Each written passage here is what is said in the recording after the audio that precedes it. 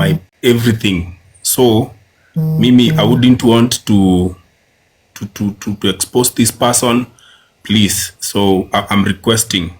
Yeah, Pastor Ben, I don't think the I don't think you should be worried at all. Sidhani kama inafaa uwe na worry. Now I can see you're a bit worried.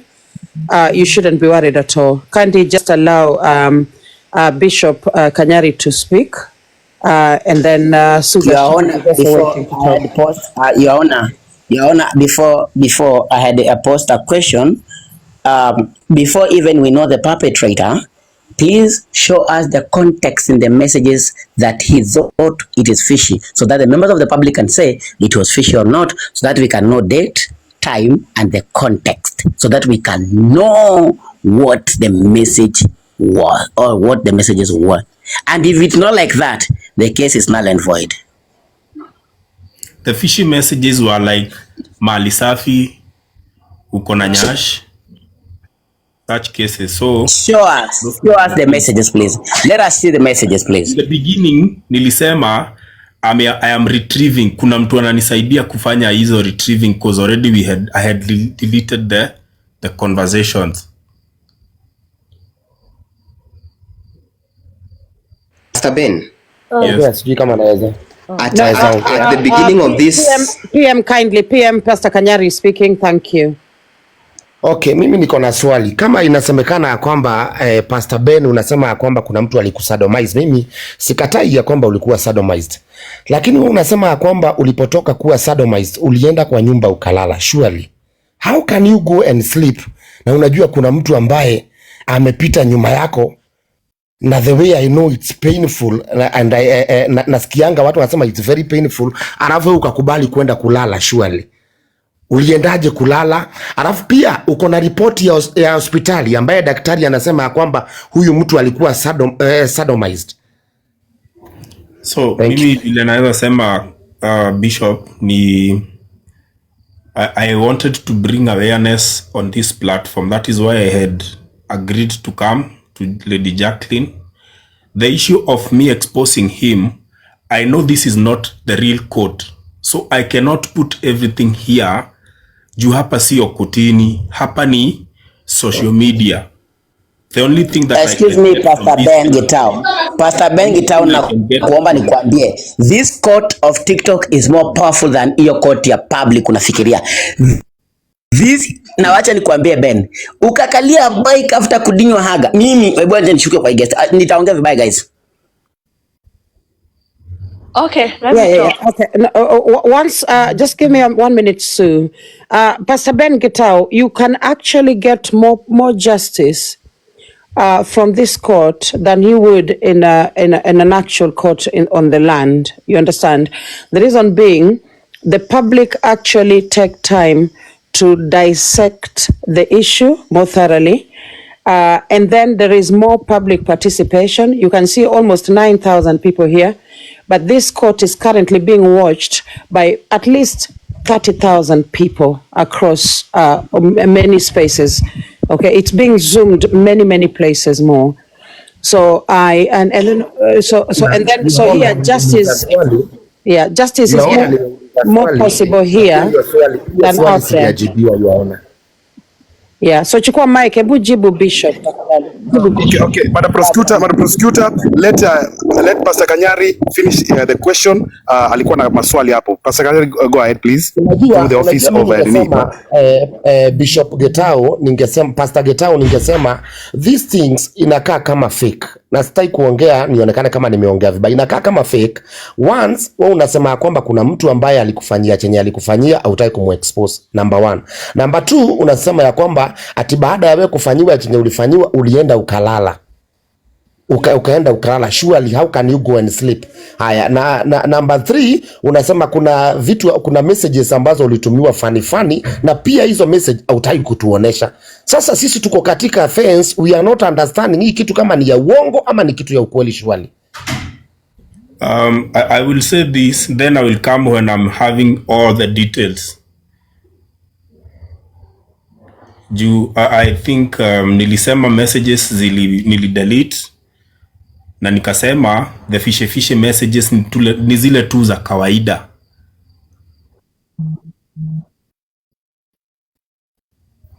Because we were not having the conversation, hatukuwa tunaongeleshana. You're contradicting yourself, bro. Hatukuwa tunaongea. Were you in a relationship? Were you after somebody sodomizing you? You expect somebody to tell you. Peter Kioi, wait a minute. Sina cancel Peter Kioi. Hold on your guts. Okay, Your Honor. Hold on your guts. Go ahead, Chaplain. Go ahead, Chaplain, Pastor Kanyari. Yeah, nilikuwa nauliza swali. How can you delete a message na ukijua ya kwamba ni evidence hiyo message? How can you delete kuongea ukweli? Pastor, hata kama unataka tuone hiki tunakaya ukweli, how can you delete message ambayo unajua hii ndio utapeleka ni evidence yako alafu una delete shwali? Number 2, unarudi unaenda hospitali, walisemaje? Walisema kuna mtu ambaye alikufanya nyuma. Unajua watu wataanza kufikiria hii ni mboka. Watu watafikiria kwamba uko mboka, Pastor.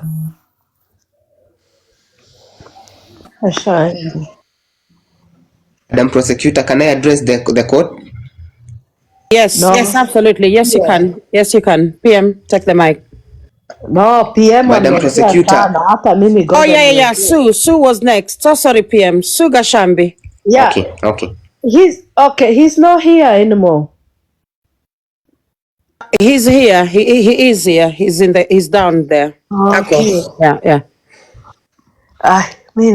I wanted to ask you some question. Anyway, thank you, the judge and the prosecutor and everybody who is here. But I wanted to ask him a question, but I can't see him, so I can't even ask him a question if he's not here. Let me bring him back to court. Okay. 1 minute. Endelea PM basi. Madam Prosecutor, I want to offer an advice to this court.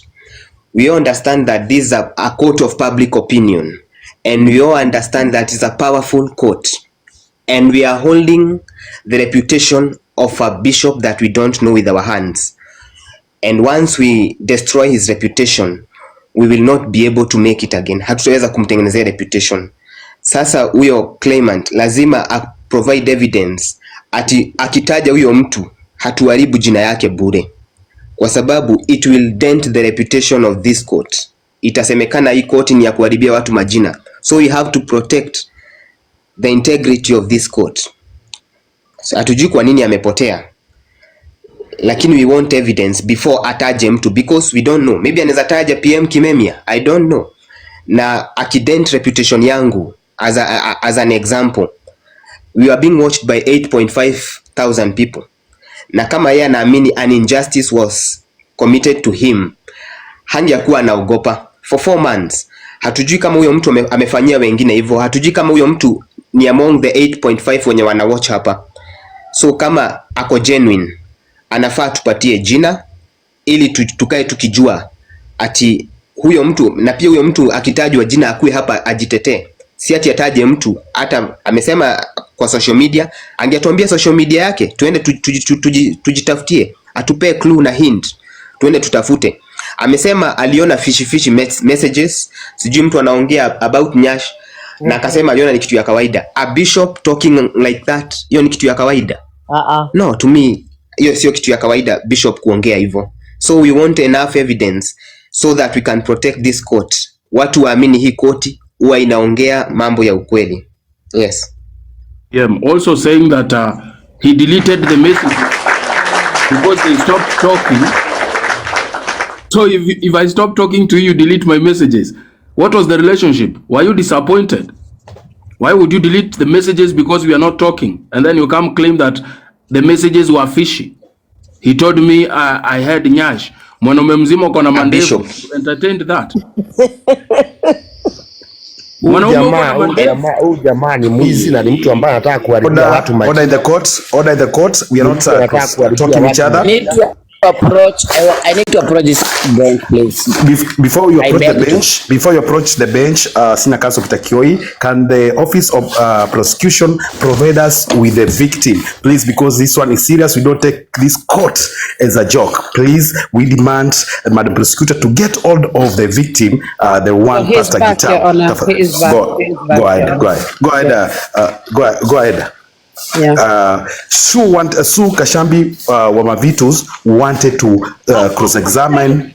I don't think that guy is coming. Okay, he's back. Okay, thank God. Approach the bench. Okay.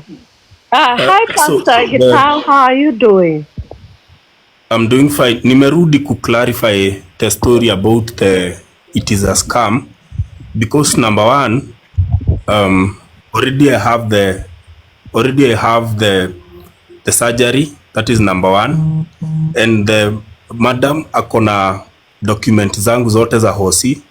Hata leo nilikuwa nimerudi hosi juu choo ilikuwa imekataa kutoka. Me, I'm not a TikToker and I don't know how to fight back on TikTok. So I did this to honor the invitation of Madam Jacqueline, because I told her I feel bad when some people are suffering and men don't talk. I don't have all those things you're asking me for. I don't know what I was supposed to say when that guy told me that uko na haga, and I have heard that. I'm not so strong to fight back those things. Siwezi nikaweza kusema hizo vitu zote. But the main reason I came here, and Lady Jacqueline knows, we were coming to raise an awareness.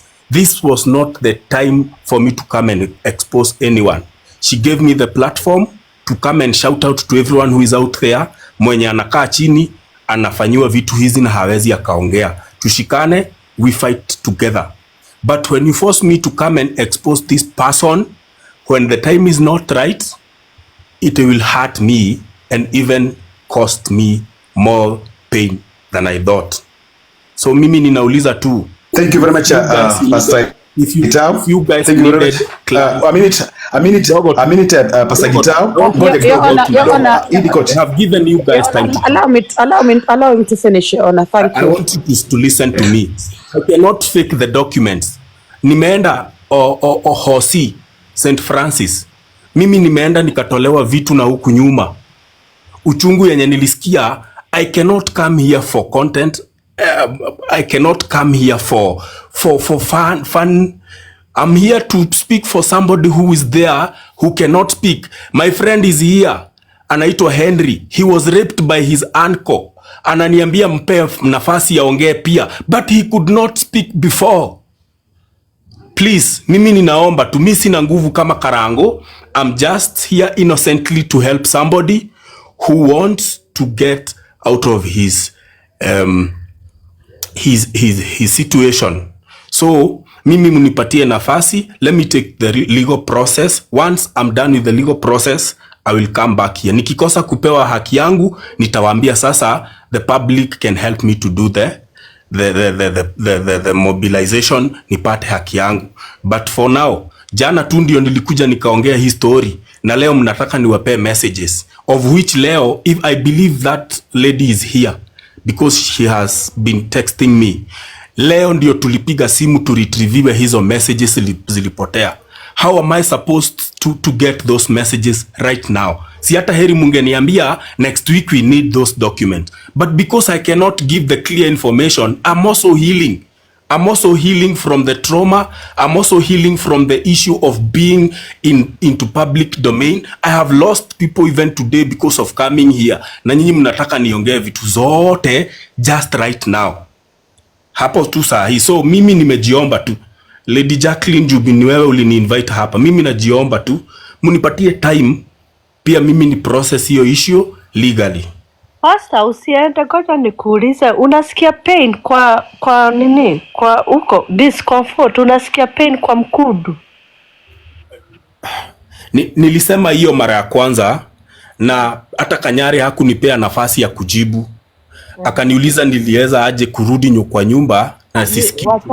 Mimi nilisema nilifeel the ish pain, ile ya umbali yenye hawezi ukadoubt kitu, of which kila mtu anasikianga hako kwa uchungu. But now when I slept in the morning ndio nilienda choo nikaanza kubleed.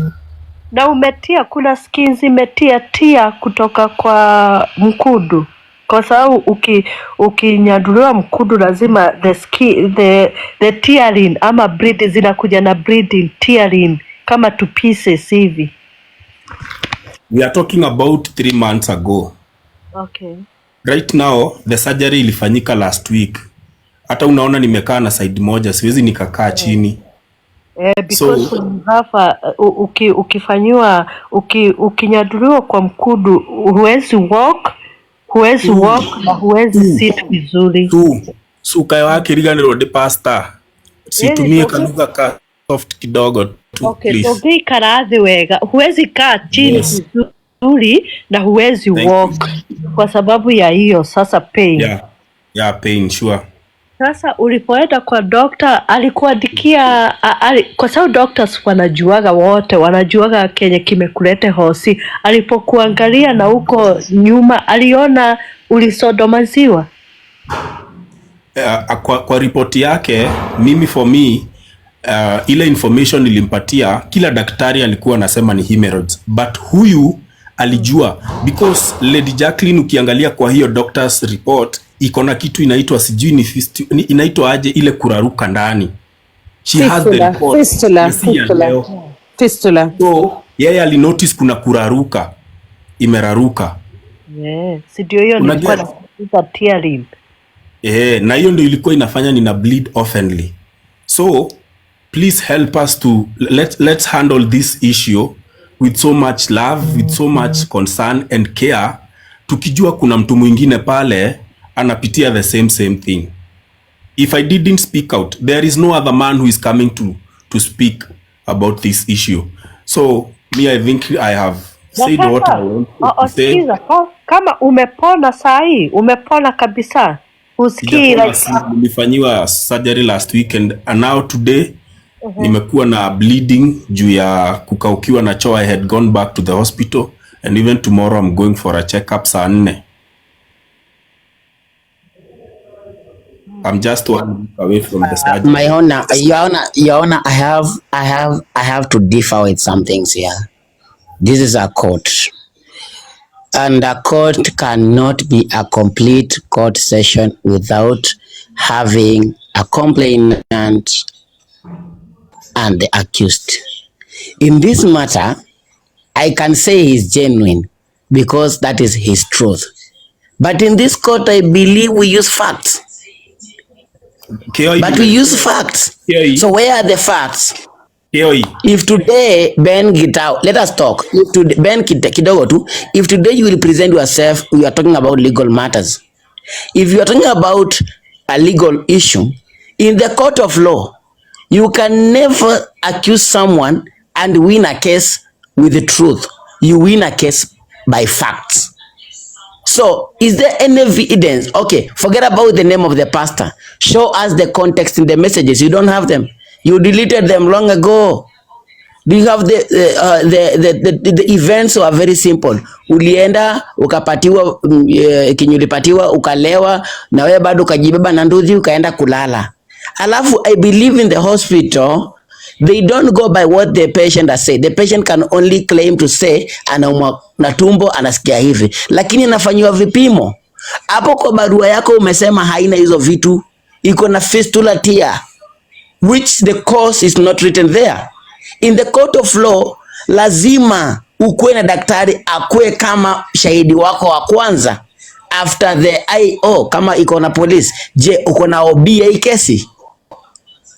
Na kama uko na OB mwenye anasimamia kesi na daktari wanafaa kuwa pale. Lakini ikifika hapo kotini na hauna hizi evidence, unawezaje kusema tu ni huyu alinifanyia hivi? Let us be cautious in this matter. And again, the last part, nimekuambia, don't contradict yourself. You think it is not the right time to expose, but it is the right time for you to talk out. It has no difference. Because if today you will disappear, we will not see you again. Because maybe the person can come after you, ndio unyamaze kabisa. But Ben, surely, how are we helping you with a plain story without evidence? I am out. Na nikuulize Ben, ulikuwa unatakaje? Kwa sasa umekuja kwa hii Lady Jacqueline, kwa hii koti. Ulikuwa, mipango yako ilikuwa ni gani? Ulikuwa unatakaje? Wakati Lady Jacqueline alini approach, this was all about awareness. It was just about awareness, reaching out to the other people. Mimi kama ningejua nafaa kukuja na evidence kwanza, I would have waited for the messages to be retrieved, and I would also have waited for everything to be legally on the table. Najua hii koti inasaidia watu wengi sana na nimeona inaenda faa kwa sababu hata huku sasa sisi tunasikiza tukiwa huku US, watu wengine wanasikiza wakiwa everywhere, na hii koti tunaigojeaga sana actually, hata kama hatuingii tunachangia hapa. Lakini sasa kama mtu anakuja hapa hataki kuexpose mwene amemfanyia vitu, anakuja hapa kusema side yake of the story, utasaidia mtu mwingine aje? How are you gonna help the next person? Ama mwenye waduthi amefanywa amesadomaziwa, utamsaidia aje? How can you help them? Na you don't wanna say the person who mwenye alikufanyia hizi vitu ama something to show. I mean, it don't make sense.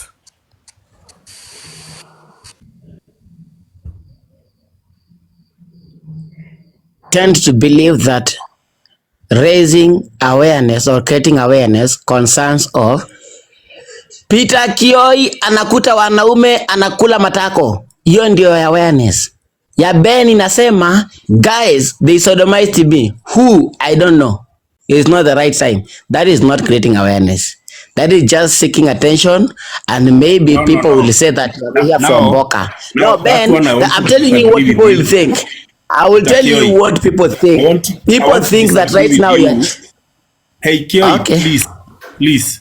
Mimi nataka niongee na Lady Jacqueline. Mimi Lady Jacqueline mpaka niko na message. I told you I don't want to do this for content. I want us to help somebody else who is out there amekuwa sodomized, akuje pia sisi tutafute haki yetu tukiwa pamoja. Mimi I don't want attention. What I do with my life is enough for me to have my life influence the few people I influence. And I feel bad. Tusaidie kwanza wewe. Wacha wakati kwa watu wengine. Kwanza tukusaidie wewe. Tujue kwanza the truth about you na tukusaidie.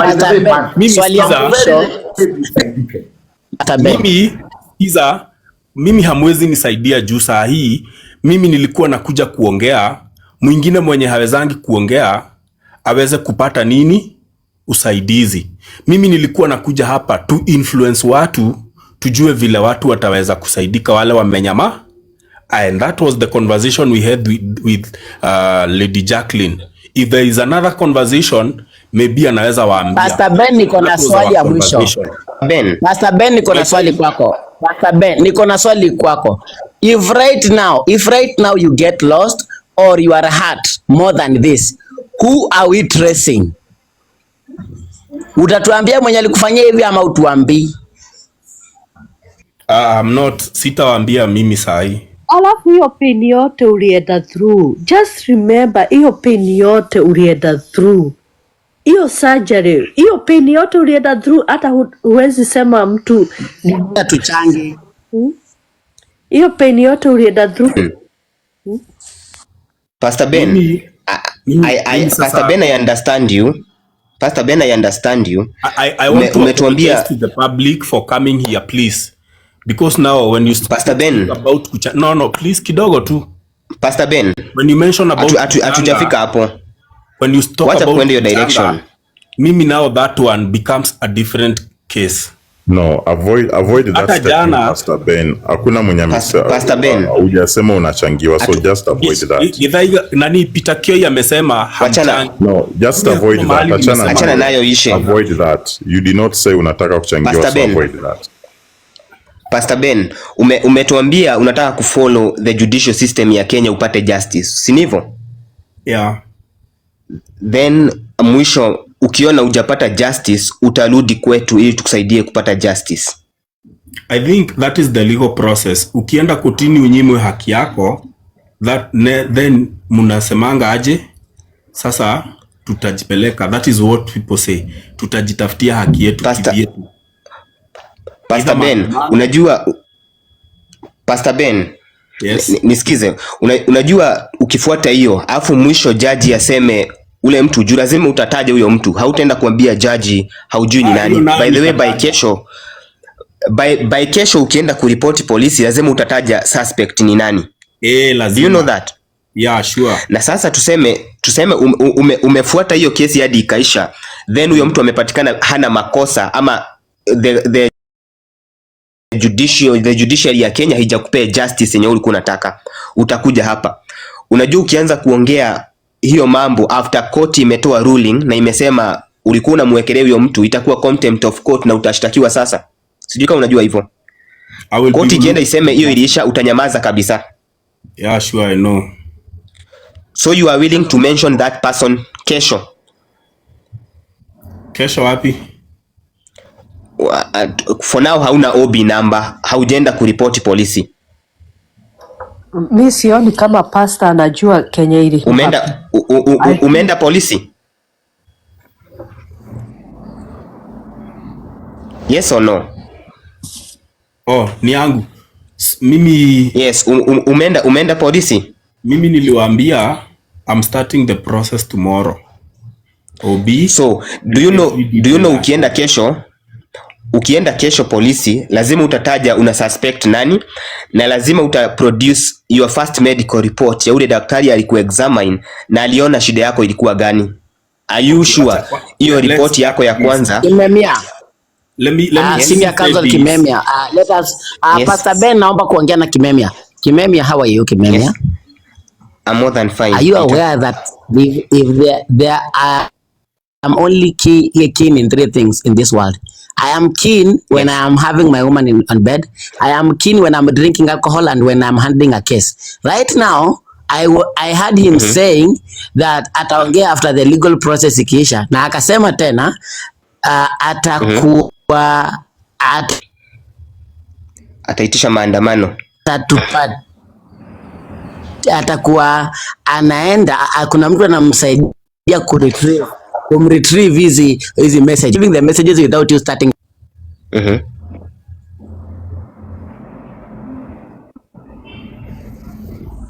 Judge, can I talk to Pastor Ben if it's possible? Can I have the mic? Senior Counsel Don, you can approach the bench. But before you approach the bench, so Kashambi has raised a very good point. Only that I understand that she doesn't know a lot of Swahili. She used the MKU, NDU word. But again, I want the people who are in medicine, in medical field, when you have constipation, it's very, very, very hurting. Now, our pastor Gitau claims to be sodomized. It's more painful than even constipation. Ukitoa kale kashonde kagumu unapiga nduru. So go ahead, put into consideration, guys. Put that on consideration as you asking questions, guys. So go ahead, the Don. Thank you. Okay, thank you so much. Well, Pastor Ben, habari ya jioni. Nzuri sana. Yeah, asante sana. So my name is Donald, so I want to be so soft with you so that we get to understand this. So my point number one, this is my message to you. If at all deep in your heart you know that this happened, because this is TikTok, you're bound to be asked these hard questions and people expect you to answer them. Nelewa. This is how this court also operates, because many times tunahitaji evidence. Mtu akikuja up with any allegations. So what you need to do, number one, if at all these things happen to you, you need to go get therapy. Number two, kuna watu wameuliza, what do you expect from all this? Why did you come here? I've been keen down here listening to you, and you said that you've come to create awareness. Like you also want, like, kuna maybe watu hizi vitu zimewafanyikia, so you want them to know the steps to follow. So you're not helping us to create any awareness, because the law dictates that when these things happen to you, you need to report to the police maybe before 24 hours. You need to go to the hospital immediately, you see. Those are the kind of ametoka. Okay. So maybe I'll just continue. Maybe atakuwa nasikiza uko chini. Those are the kind of awareness that we need to create in this court. Unaelewa?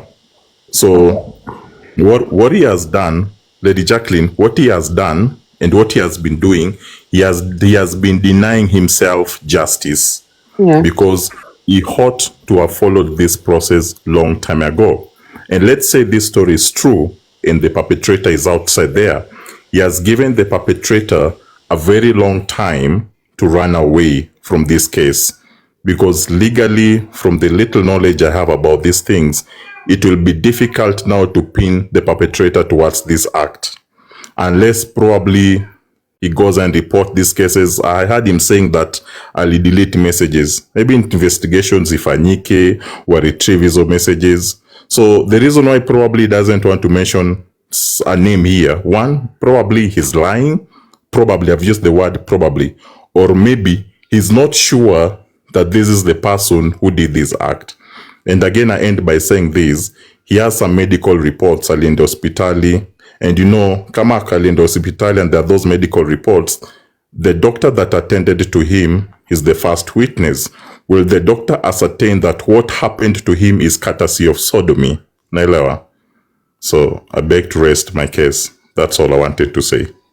But he really needs, if you're able to, if you're still talking to him, Lady Jacqueline, I've really observed him. Probably he needs to consider going for therapy. Akiendelea kufanya hizi vitu zingine. Okay, thank you, Senior Counsel Don. May I drop you and bring him back up? Is that okay? It's okay. Thank you so much. Thank you. Madam Prosecutor. Yes. I still have a problem that I don't think this court is actually looking into. Your Honor, my problem is this. Nobody chooses to be a victim, right? Yeah. And we all agree on that. And now, according to Pastor Ben, he has made his own decision of how to approach this by sensitizing people or victims to be, should there be any or already in existence, to express themselves and talk about this thing. But I have a different approach. What if we can stop the perpetrators in their own tracksuits before they even create another victim? Sorry, just give me 1 minute, Senior Counsel. There was a prophet kwa guest, prophet mwenye alikuwa na request, tafadhali request tena. Kulikuwa na prophet, a member of the public, request again, please. Let me see if you can request again. There was a prophet, kama bado uko hapa, request tena. Nilikuwa naenda kukupandisha, ukapotea. Aya, Senior Counsel, take the mic. Sorry about that. Thank you. For me, I think we should, if Pastor Ben here, for sure, he really wants to help and sensitize. I think the first thing is we have to have facts and evidence of these people. This is the person who did to me. And then when we come to this court, exposing that person, it will take seconds. And their names will be everywhere published by all the medias. I'm telling you, nowadays they collect what we call content or information on TikTok. It will be everywhere and we will know these and these.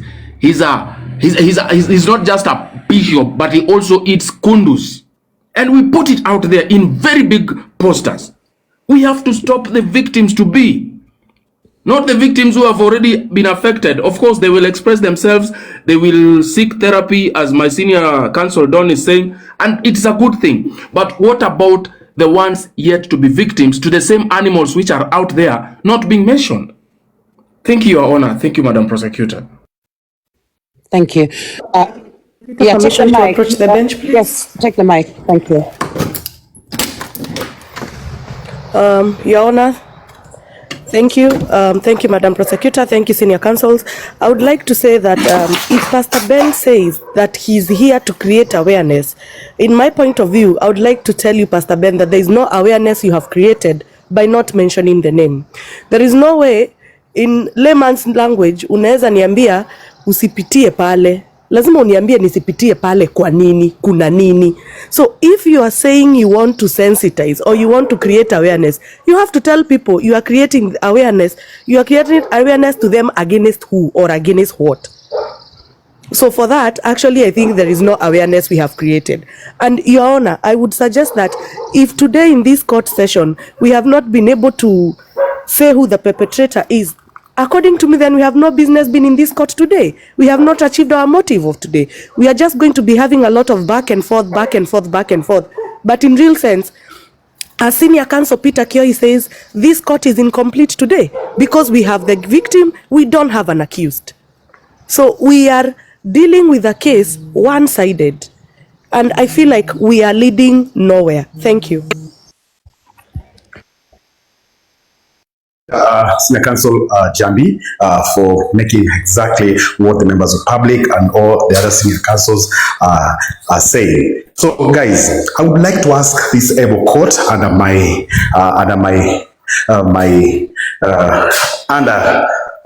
leadership, tuseme kwa mfano, ninge Kiswahili vizuri, tuseme kwa mfano Raf, let me use myself as an example. Raf anaua watu na katakata kwa mapanga na amekata mkono na kukufa, lakini want to protect yule mtu mwingine. Is it not, are we not going to take this case like huyu mtu ni mtu ambaye anaua? What are we sensitizing the members of public kama hakuna jina ya huyo mtu? Tuna namna gani? Hii ni swali ambalo linafaa kuwekwa hapa katika koti hii ndio tuweze kuendelea na kusikiza hii kesi. Kwa nini tusipewe jina la huyo mtu? Hata huyo mtu anaoche hapa, pengine ako na sudo. Thank you very much, guys. Support of that. Remember, this is not just any other person. He's a bishop, which means actually the victims take themselves to him. The victims, they take themselves to him. And he looks people with beards and say, napenda nyashi yako. Mwanaume anakona ndevu nyingi kama Pastor Ben. Uko chini pia mafudhini nyingi. Wanaume tunamea mafudhi. We know this thing. He's a bishop attracting these men. He has to be... Oh my God. Let's make the mic a bit, please. Madam, okay, go ahead, Madam. Okay, I think Madam Prosecutor kwa chai kidogo, try to communicate on ground. So we have senior. Okay, we have a former senior counsel that was fired in other law courts. Is here with us today by the name Mary Black. Thank you. You can welcome him and at least have a word as a friend of this court. Thank you. Or maybe just to make it clear, just to make it very, very clear, the bigger court is still on and it's on a break. No one has been fired. Everyone is still there and everything is on course. Now, I just want to weigh in on this Ben guy. Now, number one, if you look at the case at hand, we are talking about a case of sodomy more than 3 months ago. That's a medical issue. More than 3 months ago. No OB. We are talking about treatment more than 3 months later. Now, in the event that there's such kind of a thing, number one, this is a criminal offense. You go report, then thereafter you are directed to proceed to a medical institution. Being a criminal offense. Now, almost 4 months later, this Ben guy is coming here telling us that he had gone for a surgery last week. Now, sodomy, I'm looking at sodomy by itself. And I'm looking at the diameter of an anus. And I'm looking at the size of a penis. I don't know the said bishop. From where I'm seated, a lot of things are not adding up. But that aside, what we are doing here, what has been going on here for the past like close to 1 or 2 hours has been hot air. Why? You cannot tell me that you are sensitizing the public while you're not mentioning the perpetrator of the said act. Sensitizing the public against what? Against who? And as one of the speakers mentioned earlier on, you cannot tell me that do not walk because you might be bitten by a snake. No, you'll tell me do not use that route. You'll point at the route and tell me if you use that route, you might be bitten by a snake.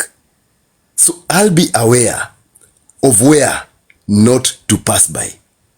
But you want to tell me blindly that do not walk. So from where I'm seated, this guy is just here for attention, as Kioi earlier said, and he's been wasting people's time here with stories ajaba.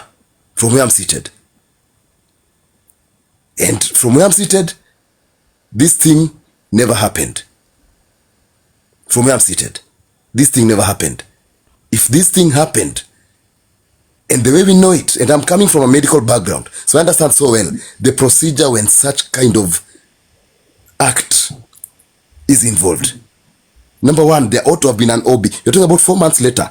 How will they even get how do you even get the specimen to get to understand that to link someone to the act? Doesn't work that way. More than a month, 3 months later, doesn't work that way. Guys, this wastage of time, and I think that so-called pastor should just tell us exactly why he's here. But there was no sodomy. Unless, or the only other option could be, it was a willing buyer, willing seller, but deal went wrong somewhere. That could be the only viable explanation. Maybe it was a willing buyer, willing seller, but the deal never went well. From where I'm seated, that could have been the case. So right now, what this guy is doing is trying to blackmail the so-called bishop, that usiponipatia chenye tulikuwa tumeagree nitakuanika. Now probably the guy is here trying to prove to the so-called bishop that if you don't, live by your end of the bargain, you've seen the fire can go. So probably the guy is negotiating for something. That's just my hypothesis. Hypothetically, that's what could be happening here. But there's nothing like there was sodomy. There's nothing like there was something done against this so-called Ben's will. No. Might have been a willing buyer, willing seller, but right now, things haven't gone well. 3 months later, hajalipwa, labda alikuwa ameahidiwa atalipwa kitu, hakulipwa. So now he's talking about blackmail. I'll beg to go quiet. Thank you so much for the opportunity. Okay, thank you, Senior Counsel Barry Black. I have a member of the public, Moses. Can you take the mic, please? Moses? Moses, are you there? Moses? Oh, he's not here. Any senior counsels willing to participate? There's something else I'm going to say in a minute. I would like to say something. Yes. When you are sodomized, or when someone gets on your butt, you have sphere pain, and then you have you breathe from the anus, and then you have difficulty from sitting or walking, and then unakuwa na bruises around your anus hapo. Alafu unakuwa na unusual discharge. Alafu unakuwa na tearing, bleeding na bruises nyingi zinakufanya. Alafu huwezi sweat kwa sababu unasikiaga matako, hii nitahitaji jameni. Alafu unasikia anus ni kama iko swelled. Sasa kama amekuwa swelled for 4 months, na saidi ameenda kwa doctor na hajaenda kwa polisi kusema, I don't think that's a good, akona vitu fishi sana hapo. Kuna vitu fishi sana. Alafu, nani hapa asha try, at least kuweka vitu zenye mi huuza na huko ndani. Unasikiaga uchungu kwa sababu mimi natumia. Unasikiaga uchungu sio na hata ukiwekwa kakidole, machali wengi wanapenda kuwekwa kakidole. Unless sasa aliwekwa chupa, guys. Unless aliwekwa chupa, akawekwa vitu nyingi na huko ndani na huko ndani. Kama sio mjurusi mwenyewe aliwekwa vitu zingine, kwa sababu anaenda surgery. Kwa nini? Kwa sababu huwezi nyaduliwa na mtu binadamu alafu uende surgery, unless uliwekwa vitu nyingi, ukaekwa chupa, ukaekwa mavitu, ukaekwa mpaka mwiko, ukaekwa vitu nyingi na uko ndani, ndio ukasikia uchungu mpaka ikafika ni time ya kwenda surgery. So kwa hivyo anastahili aende kwa huyo bishop amuulize ni nini alimfanyia ndio akuje kufanya surgery. Okay, hiyo ndio yangu tu basi. Okay. All right. So I think the judge has dropped. I'll bring the judge back up. Kuna kitu nilikuwa nataka niulize. Kulikuwa kitu nataka niulize. It is said that there are many victims of this same person. So I want to pose this to the court that perhaps we are focusing on the wrong person. If at all other victims are able to expose the bishop, would that be just? Would that be just? Mbona usituambie? You know the person. Mbona usituambie na hii ni koti yako? Hii ni koti ya TikTokers. Hii ni koti ya Your Honor, let me tell you something. I want to bring to the attention of this court that 7,000 up here are not tomatoes or potatoes. Absolutely. 7,000 are not insane people. You can never be taking us through rounds, bushes, thickets, or what without telling us the person. When you say there are victims of this person, who is the person here? We are not here to find X. No. We don't need more victims. We need the person first. Let me tell you the other person, the other time, there was a case about Ben Kiengei. It was just pointed out that Ben Kiengei did 1, 2, 3. And tukasema tunaenda tukao tumeandika t-shirt zetu sisi ni wanono twende kwa kanisa. Now we want to occupy the church by saying tunaandika hapa sisi tumerepiwa twende kwa kanisa. Kila saa mkituambia there are victims. Excuse me, we are not dealing with the lulus like Diana Rose here. We are dealing with people with sane mind. Tell us the person right away. Maybe can I take the mic? Just for me to add a bit, for me to add a bit. We already have a lead. The person is here, the complainant. Why should we go for other victims, yet we have the person complaining of the perpetrator? Why can't we go ahead and mention the perpetrator? Why should we go in round and round and look for, I don't know what to, no. The guy is here. You're in communication. Let him tell us who is this bishop. Thank you. Can I take the mic, country?